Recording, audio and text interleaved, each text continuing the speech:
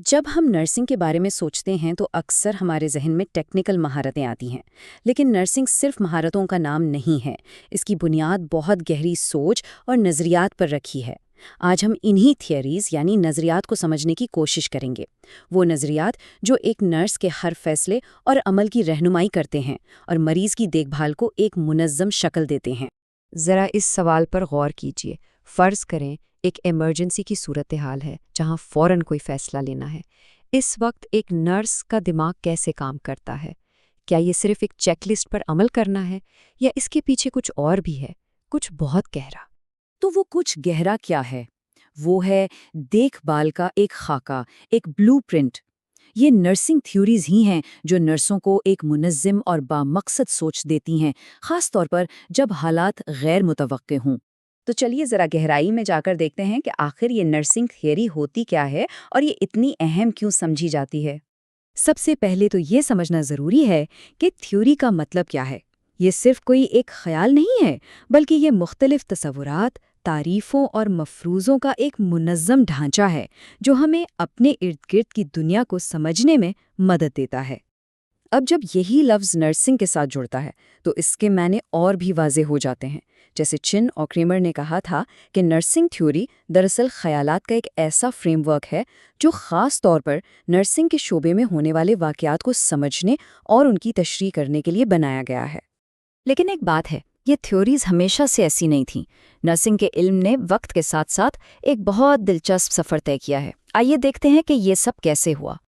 ये timeline nursing के इल्म के इर्तिक़ा की पूरी कहानी बताती है। 1950 से पहले का जो दौर था उसे खामोश इल्म का दौर कहते हैं, जब नर्सिंग ज़्यादातर तिब्बी हदायत की पैरवी तक ही महदूद थी। फिर वक्त बदला। दूसरी जंग अजीम के बाद मौसूल शुदा इल्म का दौर आया, जब नर्सिंग ने दूसरे शोबों जैसे साइकोलॉजी और सोशियोलॉजी से नज़रियात लेना शुरू किए। 1970 की दहाई में एक बहुत बड़ी तब्दीली आई, जिसे मौजूई इल्म का दौर कहा जाता है। यहाँ नर्सिंग ने अपने पेशे के अंदर से ही नज़रियात तैयार करने पर तवज्जो दी और आखिरकार 80 और 90 की दहाई में तामीर शुदा इल्म का दौर आया, जिसमें रिसर्च, थियरी और क्लिनिकल तजुर्बे को मिलाकर एक मजबूत इल्मी बुनियाद रखी गई। ये सफ़र असल में नर्सिंग के एक खुदमुख्तार और इल्मी पेशे के तौर पर उभरने की कहानी है।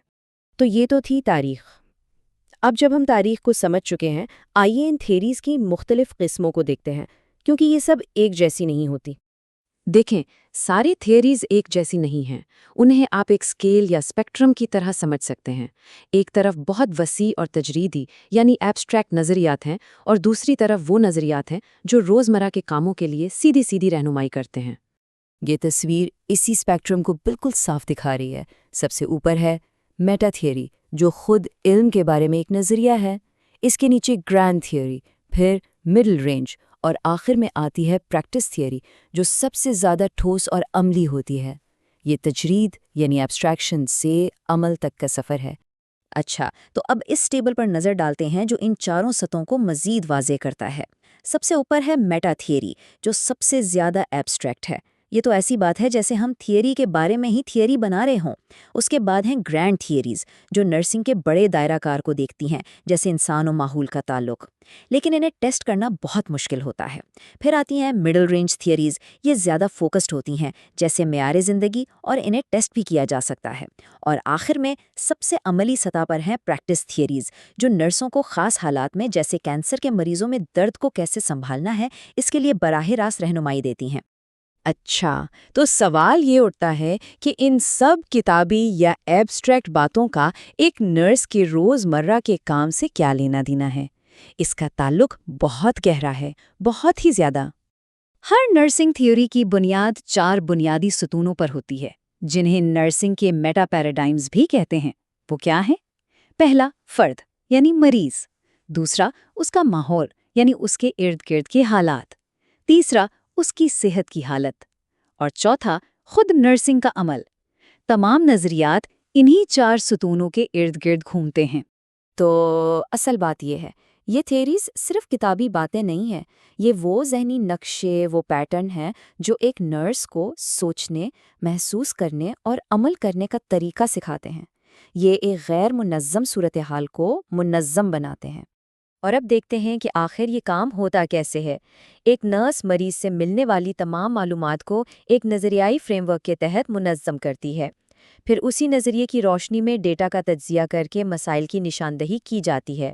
اس کے بعد ایک دیکھ بھال کا منصوبہ بنایا جاتا ہے، صحیح اقدامات پر فیصلے کیے جاتے ہیں، اور آخر میں یہ دیکھا جاتا ہے کہ ان اقدامات کے کیا نتائج نکلے۔ یہ پورا عمل تھیوری پر مبنی ہوتا ہے۔ اور آخر میں ایک سوال، جیسے جیسے طب اور ٹیکنالوجی آگے بڑھ رہی ہیں، نرسنگ کا شعبہ بھی مسلسل بدل رہا ہے۔ تو سوچنے کی بات یہ ہے کہ آنے والے کل میں دیکھ بھال کے یہ خاکے، یہ بلو پرنٹس کیسے نظر آئیں گے؟ یہ ایک ایسا سوال ہے جو اس شعبے کے مستقبل کی سمت کا تعین کرے گا۔